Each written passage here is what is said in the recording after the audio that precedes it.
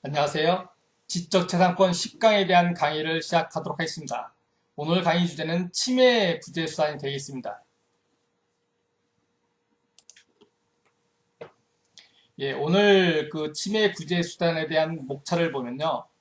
특허 침해 소송, 침해 구제 수단, 그리고 특허와 실용 실환의 차이에 대해서 살펴보도록 하겠습니다. 먼저 특허 침해 소송에 대해서 보도록 하겠습니다. 특허 침해 소송은요, 광의의 특허 소송에 이제 속하는 건데, 그러면 이러한 광의의 특허 소송은 특허 침해 소송이 있고, 행정상 처분에 관한 소송이 있고, 심결 취소 소송이라든지 또는 보상금 대가에 관한 불복 소송 등이 있습니다. 특허 침해 소송이라고 하는 것은 침해 금지 청구라든지 손해배상 청구 소송 같은 게 침해 소송이 되겠고요.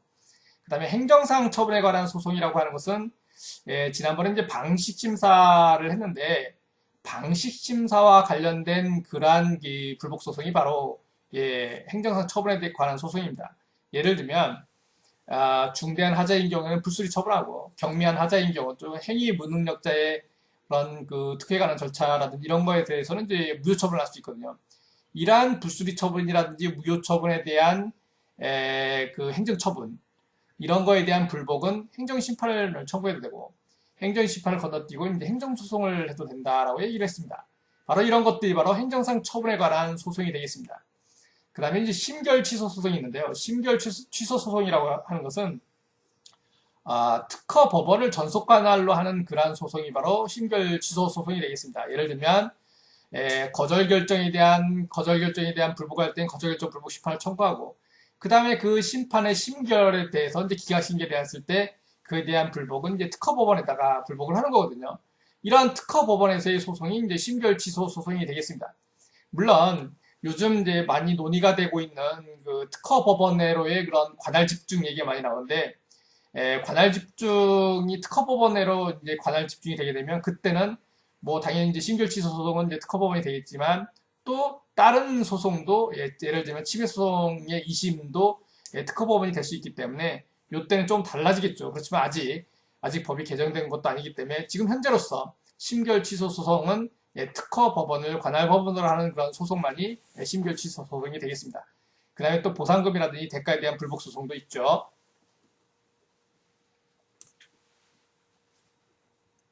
다음으로 이제 심결 취소 소송에 대해서 이제 보도록 하겠습니다. 심결 취소 소송이라고 하는 것은 광의의 특허 소송 중에서 특허 법원의 전속 관할에 속하는 소송입니다. 방금 얘기를 했죠.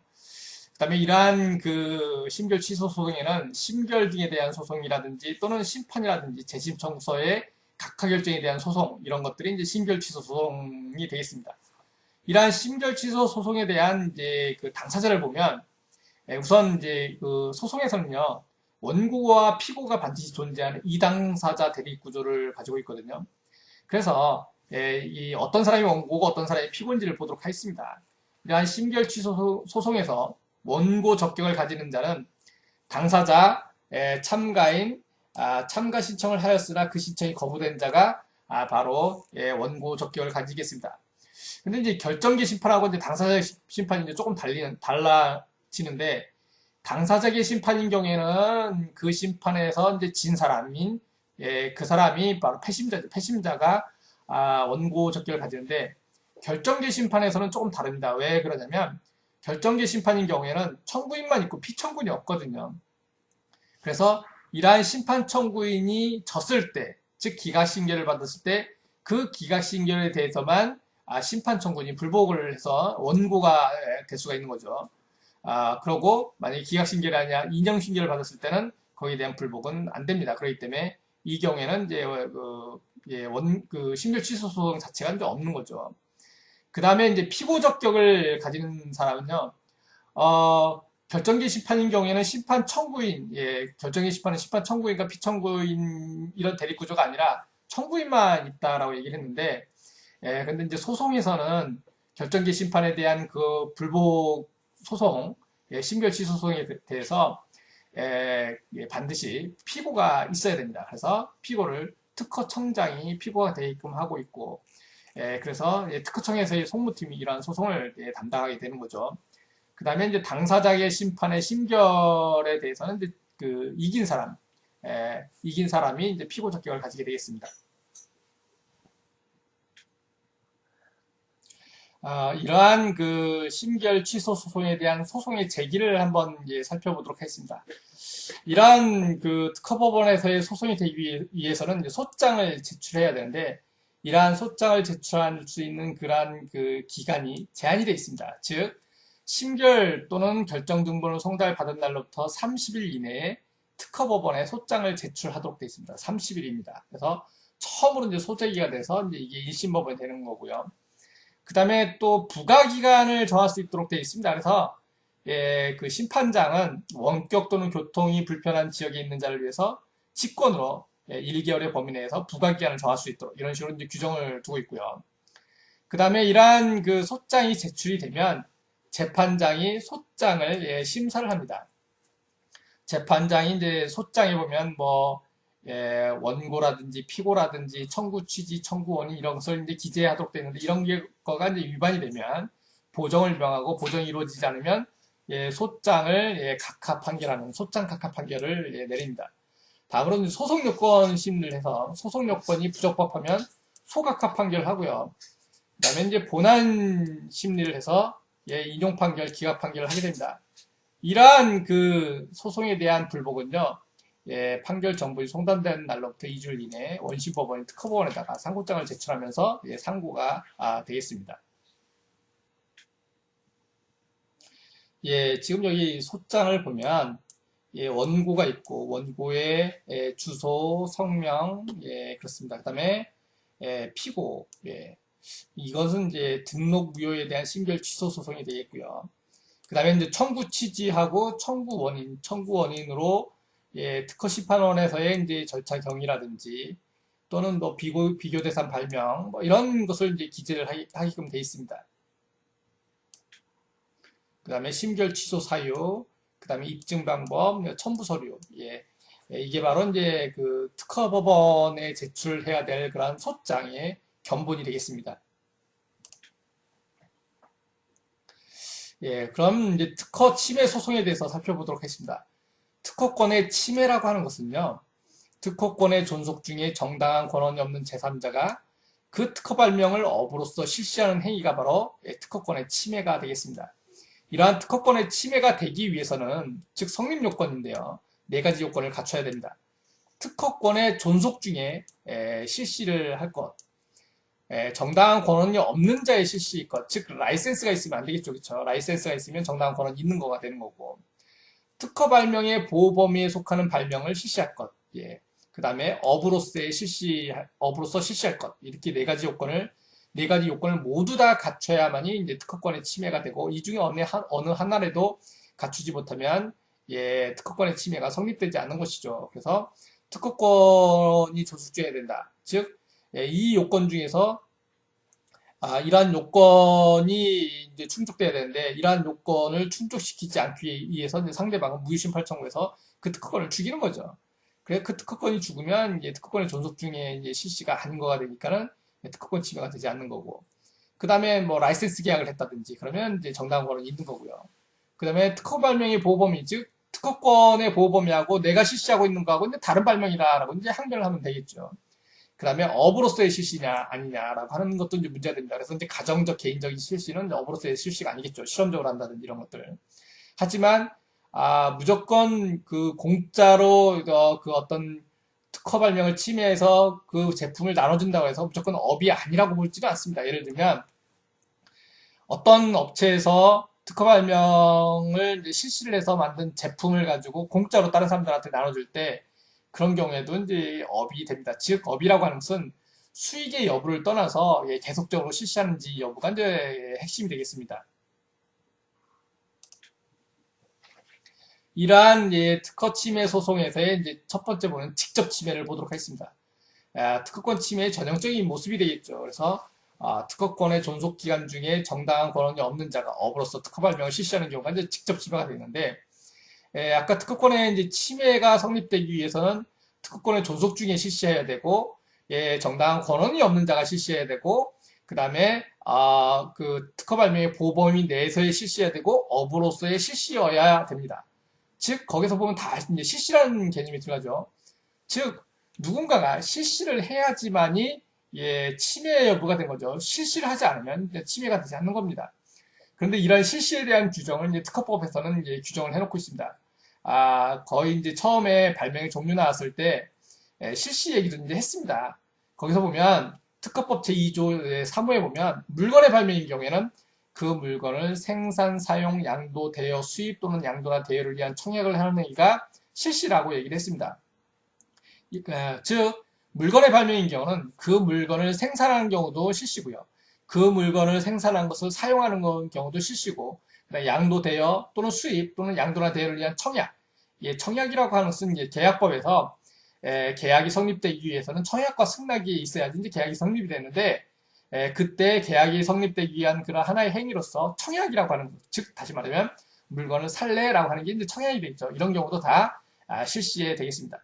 그 다음에 이제 방법 발명인 경우는 그 방법을 사용하는 경우가 이제 실시가 되어 있고, 물건을 생산하는 방법 발명. 다시 말하면 이제 제법 발명이죠. 제법 발명인 경우에는 방법을 사용하는 경우뿐만 아니라, 방법에 의해서 이제 생산한 물건을 사용해야 한다든지, 양도, 대여, 수입 또는 양도나 대여를 위한 청약을 하는 행위가 전부 다 실시가 되겠습니다. 그럼 직접 침해 중 문헌 침해에 대해서 이제 보도록 하겠습니다.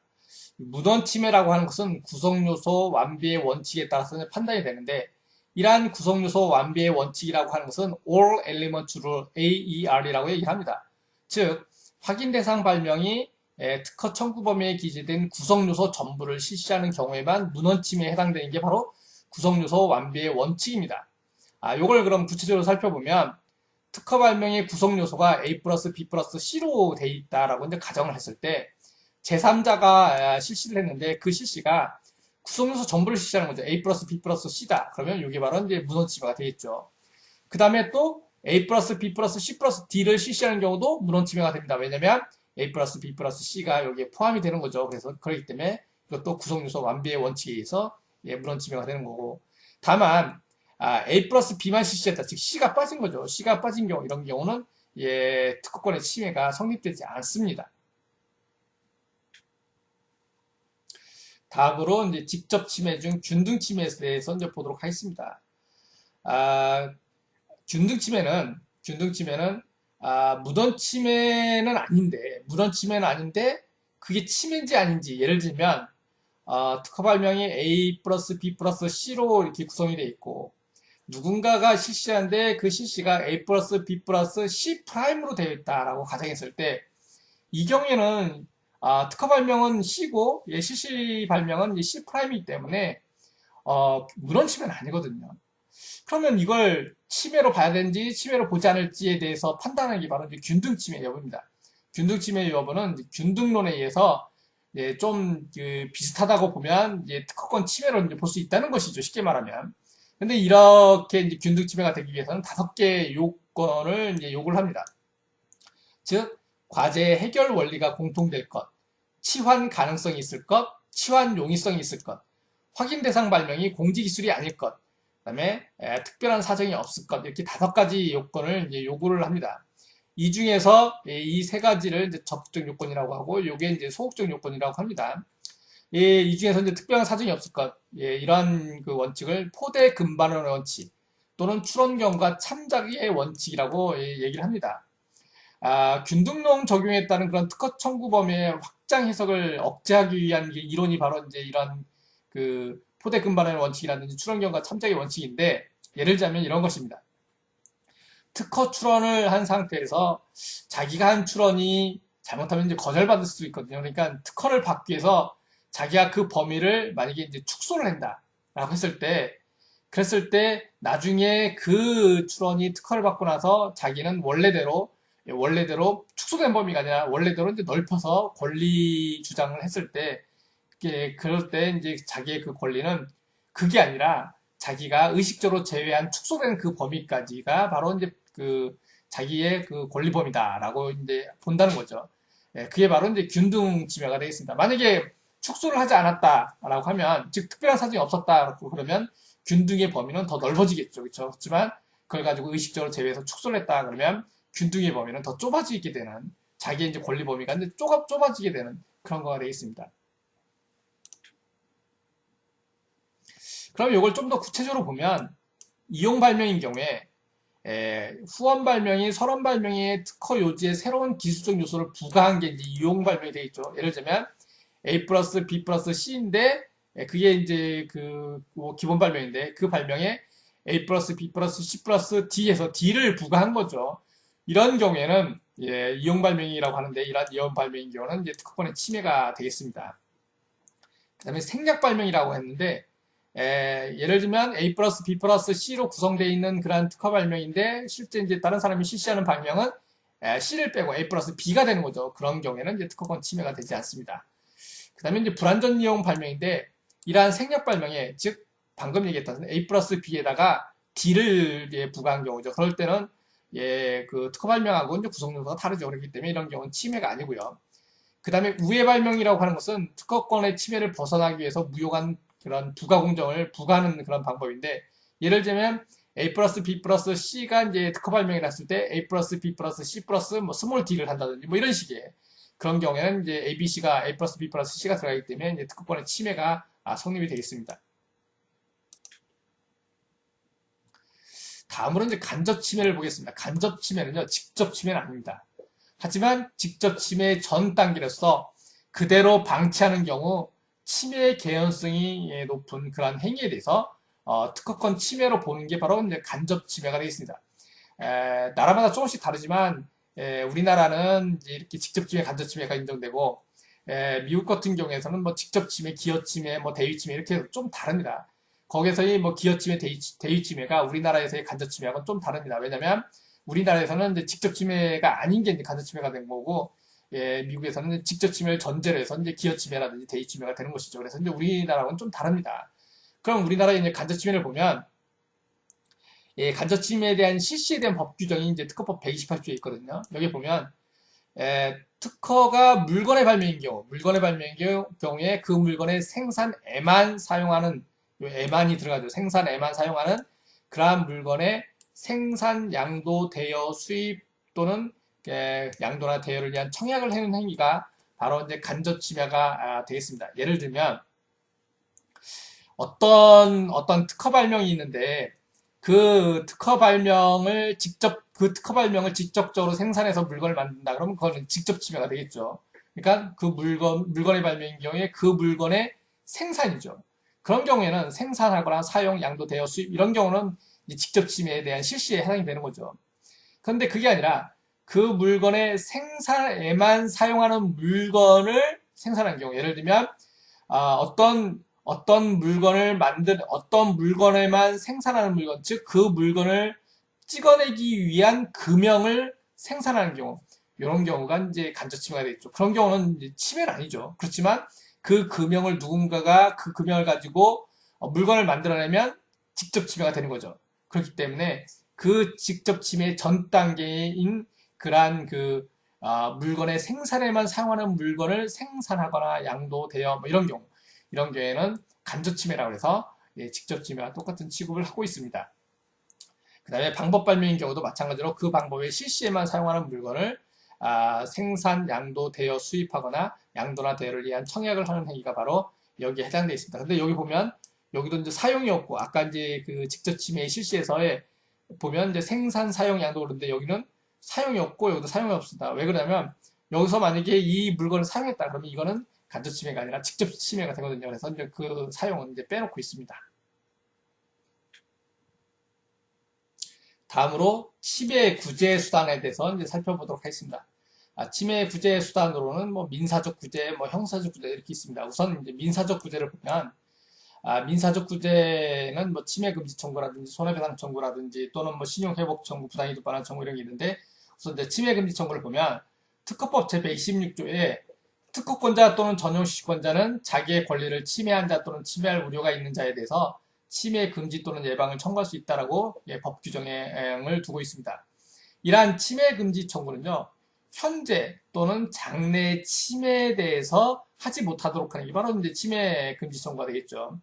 이러한 침해 금지 청구는 이제 실질적으로 이제 소송이 길기 때문에 실무적으로는 이제 침해 금지 가처분 신청을 합니다. 그래서 이제 빨리 결정을 하게끔요. 침해를 하지 못하도록 빨리 결정을 받기 위해서 침해 금지 가처분 신청을 하고요. 그러한 침해 금지 청구에서는 침해 행위를 조성한 물건을 폐기할 수 있도록, 그 다음에 침해 행위에 제공된 설비를 제거할 수 있도록 그런 필요한 조치를 취할 수 있도록 하는 규정을 두고 있습니다. 그래서 침해 금지라든지 또는 예방 청구인 경우에는 이러한 그 침해 행위를 조성한 물건을 폐기하는 폐기 청구 등이 있습니다. 다음으로 손해배상 청구를 보도록 하겠습니다.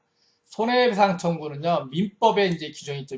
민법 750조에 이제 손해배상에 대한 규정이 있는데, 본래 이제 그 손해배상이라고 하는 것은 채무 불이행에 기한 손해배상하고 이제 불법행위에 기한 손해배상이 있습니다. 지금 여기서 특허권 침해인 경우는 이제 불법행위에 기한 손해배상을 얘기를 하는 거겠죠. 이러한 손해배상이 성립되기 위해서는 네 가지 요건을 갖춰야 됩니다. 고의과실이 있어야 되고, 위법행위가, 즉 침해행위가 있어야 되고요. 위법행위로 인해서 손해가 발생해야 되고, 위법행위와 손해 사이에 인과관계가 있어야 됩니다. 그런데 이러한 네 가지 요건은 전부 다 피해자인 특허권자 또는 뭐 전용시권자가 입증을 해야 됩니다. 근데 입증이라고 하는 것은 입증 책임인데, 이러한 입증 책임 있는 사람이 소송에서 입증을 하지 못한다 그러면 이제 패소를 한다라고 하는 그런 의미가 되겠죠.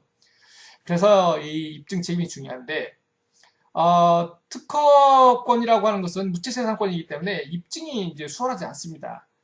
그래서 특허법은요, 과실 추정을 두고 있어서, 누군가가 특허 발명을 실시하게 되면 과실이 있는 것으로 추정을 하는 규정을 두고 있습니다.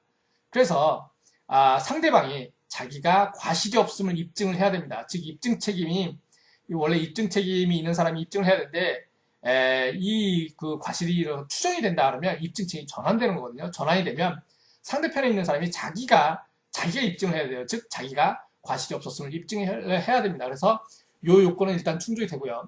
그 다음에 침해 행위는 뭐 자신이 입증해야 됩니다. 그래서 아까 특허권의 존속 중에 실시해야 되고, 그 다음에 정당한 권한이 없는 자가 실시해야 되고, 특허 발명의 보범인 내에서의 실시였고, 그 다음에 어브로스의 실시인 경우 이 요건이 갖춰지면 이제 특허권의 침해가 되는 거죠.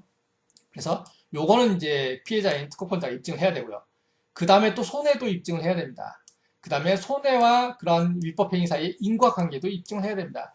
만약에 침해행위가 있는 거하고 손해하고 전혀 이제 별개의 사안이다라고 했을 때는 그런 경우에 이제 그 손해배상 청구가 성립되지 않겠죠. 그래서 이제 여기서는 일단 손해가 중요합니다. 그러면 손해 종류가 어떤 것이 있느냐 보면 적극적 손해, 소극적 손해, 정신적 손해 이렇게 있습니다. 적극적 손해는 직접적으로 들어간 손해가 이제 적극적 손해인데, 특허법상 적극적 손해라고 하는 것은 없던지 거의 제로에 가깝습니다. 그 다음에 또 판례가 정신적 손해를 인정하는 데도 없습니다. 그래서 특허에서는 가장 중요한 게 소극적 손해입니다. 다른 말로 하면 일실이익이죠. 그래서 만약에 특허권의 침해가 없으면 특허권자가 얻을 수 있었을 이득, 이게 바로 이제 일실이익이 되겠습니다. 이 소극적 손해가 특허권 침해에 대한 손해배상 청구 소송에서의 핵심이 되겠습니다. 손해배상 청구 소송에서는 그래서 이제 손해액을 산정하는 게 이제 굉장히 중요합니다. 그래서 이제 손해액을 이제 산정을 해야 되는데, 이러한 소극적 손해를 산정하기가 특허권의 침해인 경우는 굉장히 어렵습니다. 그래서 특허법에는 이런 손해액을 산정하기 수월하도록 별도의 규정을 두고 있습니다. 그 규정이 이제 128조고, 이 첫 번째가 바로 이제 그 손해액을 이제 산정할 수 있는 그런 규정인데, 보면 이 손해액은 침해자의 양도 수량에다가 특허권자의 단위 수량된 이익액을 곱한 금액을 손해액으로 청구할 수 있도록 이런 식으로 이제 규정을 두고 있습니다. 본래는 특허권자의 일실이익인데, 특허권자의 일실이익을 그 손해액으로 산정하기 힘드니까는 침해자의 양도 수량만 알으면 특허권자의 단위 수량당 이익액을 곱한 금액을 손해액으로 청구할 수 있도록 이런 식으로 하고 있는 거죠. 그래서 이제 지금은 침해자의 양도 수량, 즉 판매 수량만 알 수 있으면 쉽게 손해배상액을 산정할 수 있도록 그런 식으로 규정을 해두고 있습니다. 다음으로 이제 128조 2항인데요. 요거는 이제 손해액을 침해자의 이익액을 가지고 손해액으로 추정하는 규정입니다. 사실은 이제 128조 1항이 예전에는 128조 1항이었거든요. 그러다가 이제 이 2항이 원래 이제 1항이었던가 2항으로 밀려나면서 이제 그 제 128조 1항이 새로 생긴 건데, 이러한 그 침해자의 이익을 손해액으로 추정하는 규정을 이제 128조 2항에 두고 있는데, 손해액을 산정하기 어려우니까는, 즉 특허권자의 일실이익을 산정하기 어려우니까 침해자의 이익액을 손해액으로 추정하는 규정을 이제 두고 있는 거죠. 그런데 이러한 침해자의 이익액을 또 판단하기가 쉽지가 않은 거죠. 지금 여기 있는 것들은 이제 판례가 침해자의 이익액을 판단하는 방법인데, 이러한 방법이 많다는 것은 정확하지 않다는 의미겠죠. 그러다 보니까는 이러한 그 침해자의 이익액을 판단하는 것도 좀 어렵다. 그래서 이게 이제 2항으로 밀려나고 이제 128조 1항인 그 침해자의 판매 수량 곱하기 양도 수량 곱하기 특허권자의 단위 수량 된 이익액을 곱한 금액을 이제 손해배상액으로 이제 청구할 수 있도록 이렇게 규정을 두고 있는 거죠. 그 다음으로 특허법 128조 3항에 의한 이제 손해배상액을 산정할 수 있는 방법이 있습니다. 그건 이제 다른 말로 하면 통상 실시료 상당액이 되겠습니다. 통상 받을 수 있는 금액에 상당한 액, 이거에 대해서 이제 손해액으로 손해배상 청구를 할 수가 있는데요. 1항 같은 경우는 침해자의 양도 수량에다가 특허권자의 단위 수량된 이익액을 곱한 금액이고, 그 다음에 2항은 침해자의 이익액을 손해액으로 추정하는 규정인데, 이러한 특허법 제128조 1항과 2항은 손해배상액을 산정하기는 좀 좋지만, 이런 경우는 반드시 그런 특허권자가 생산을 하고 있는, 실시를 하고 있는 이런 경우에만 해당이 됩니다. 그래서 실시를 하지 않는 그러한 특허권자인 경우에는 특허법 128조 1항과 2항에 의한 그런 손해배상액을 산정할 수가 없습니다. 그래서 할 수 있는 방법이 특허법 128조 3항에 의한 통상실시료 상당액이 되겠습니다. 다음으로 이러한 손해배상 외에 또는 침해금지 청구 외에 실용회복 청구권이라는 게 있습니다. 그래서 특허법 131조에 보면 특허권자 등의 이제 신용회복이라고 해서 특허권자의 업무상의 신용을 실추하게 한 자에 대해서 청구에 의해서 손해배상에 가름하거나 또는 손해배상과 함께 그러한 업무상의 신용회복을 위해서 필요한 조치를 할 수 있도록 이런 식으로 이제 규정이 되어 있고요. 그 다음에 이제 그 민법상 부당이득 반환 청구도 가능한데, 이러한 경우는 이제 손해배상 청구하고 이제 중복될 수가 있기 때문에 손해배상 청구를 하지 않은 경우는 이제 부당이득 반환 청구가 가능하지만, 손해배상 청구를 한 경우에는 부당이득 반환 청구가 안 되겠죠. 그래서 민법 741조에 보면 법률상 원인 없이 타인의 재산 또는 노무로 인해서 이익을 얻고 이로 인해서 타인에게 손해를 가한 자는 그 이익을 반환하여야 한다. 그래서 이제 부당이득 반환 청구가 가능하도록 이런 식으로 이제 규정을 해놓고 있는데, 방금 얘기했듯이 손해배상 청구를 한 경우에는 이제 부당이득 반환 청구를 할 수 없겠죠. 다음으로 이제 형사적 구제가 있습니다. 특허권을 침해를 하게 되면 형사적 처벌을 받습니다. 즉 7년 이하의 징역 또는 1억 원 이하의 벌금에 처할 수가 있습니다. 요거는 이제 또는이기 때문에 이제 선택형이 되겠죠. 그 다음에 이제 이거는 이 특허권 침해죄는 친구죄입니다. 친구죄는요, 고소를 권리자가 특허권자 또는 이제 전용시권자가 고소를 해야지 이제 처벌하는 게 바로 이제 친구죄가 되겠습니다. 그래서 고소를 하지 않으면 처벌을 하지 않는 거죠. 그게 바로 이제 친구죄고, 뭐 대표적인 게 뭐 간통죄라든지 이런 것들이 이제 친구죄가 되어 있습니다. 그 다음에 이러한 특허권 침해죄는요, 양벌 규정입니다. 그래서 만약에 어떤 법인이 그 종업원 보고 특허권 침해 행위를 하도록 시켰다라고 했을 때 그 종업원은 7년 이하의 징역 또는 1억 원 이하의 벌금에 처하지만, 그 종업원을 시킨 법인 같은 경우는 3억 원 이하의 벌금형이고, 만약에 시킨 사람이 개인이다 그러면 1억 원 이하의 벌금형을 처할 수 있도록 이런 식으로 이제 양벌 규정을 두고 있습니다. 그 다음에 필요적 몰수 규정을 두고 있어서 특허권을 침해한 그런 침해 물품 같은 경우는 이제 다 몰수를 할 수 있도록 이런 식으로 이제 규정을 해놓고 있습니다. 다음으로 상대방의 조치, 즉 특허 침해 소송에 대한 경고장을 보냈을 때 상대방의 조치 또는 뭐 소송을 제기했을 때 상대방의 조치에 대해서 이제 알아보도록 하겠습니다. 우선 이제 침해 주장이 부당한 경우와 정당한 경우를 나눠서, 만약에 침해 주장이 부당하다 그러면 부당하기 때문에 이제 거기에 대한 모든 조치를 다 하겠죠. 뭐 의견서 제출이라든지 또는 답변서를 회신할 수도 있고요. 또는 소극적 권리 범위 확인 심판이라든지 확인해소, 그다음에 소송 절차의 중지 시청, 그 다음에 이제 직접 소송에서 이제 권리남용의 항변이라든지 무효의 항변, 자유기술의 항변, 뭐 이런 것을 이제 할 수가 있습니다. 하지만 이제 침해 주장이 정당하다라고 했을 때는 바로 이제 실시를 중지하고, 그 다음에 정당한 권한을 획득하도록 이제 라이센스 계약을 맺고요. 그 다음에 화해 및 중재 신청을 하는 게, 이게 이제 일반적으로 보면 이제 상대방의 조치가 되겠습니다. 마지막으로 특허와 실용실현의 차이에 대해서 살펴보도록 하겠습니다. 교재에는 실용실현법에 대해서 이제 조금 나와 있는데, 이제 일반적으로 보면 특허법하고 실용실현법은 거의 똑같습니다. 어떻게 보면 특허가 더 넓고 이제 실용실현이 더 좁은 범위라고 이제 볼 수가 있겠는데, 그렇다 보니까는 이제 조금의 차이가 있고 대부분은 거의 똑같습니다. 그래서 지금 여기에서는 특허와 실용실현에 대한 차이만 보도록 하고 나머지는 다 똑같다라고 이제 보시면 되겠습니다. 우선 특허와 실용실현에 대해서는 보호 대상이 다릅니다. 즉 특허는 자연법칙을 이용한 기술적 사상의 창작으로서 고도한 것인 발명을 보호 대상으로 하고 있는데, 실용실현은 자연법칙을 이용한 기술적 사상의 창작, 즉 고도성이 없습니다. 이러한 고안을 보호합니다. 고안이라고 하는 것은 물품의 형상, 구조 또는 조합을 말하는 것이죠. 그러다 보니까 이제 특허는 이제 방법 발명이라든지 물질 발명을 포함한 그런 발명이 다 되는데, 실용실현은 물건의 발명에 대해서만 이제 한정이 되겠죠. 그 다음에 존속기간이 다릅니다. 존속기간이 특허인 경우에는 설정 등록일로부터 시작해서 출원일로부터 20년인데, 실용실현은 설정 등록일로부터 시작해서 출원일로부터 10년이죠. 좀 다르고요. 그 다음에 심사 청구도 다릅니다. 심사 청구는 특허인 경우는 출원일로부터 5년 이내에 심사 청구 누구든지 할 수 있도록 심사 청구를 할 수 있도록 되어 있는데, 실용실현인 경우는 이제 출원일로부터 3년이라고 하는 그러한 기간이 좀 짧습니다.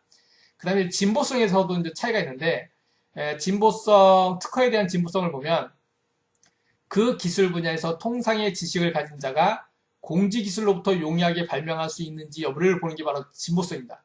그런데 실용실현은요, 조금 다릅니다. 그 기술 분야에서 통상의 지식을 가진 자가 공지기술로부터 극히 용이하게 고안할 수 있는지 해서 극히차가 들어갑니다. 그래서 특허가 조금 더 진보성이 있고 실용실현의 진보성이 좀 덜하다라고 이제 이렇게 볼 수가 있죠. 그렇지만 실무적으로는 도대체 용이한 거고 극히 용이한 거고 어떤 것이냐라고 물었을 때는 사실 대답하기 어렵겠죠.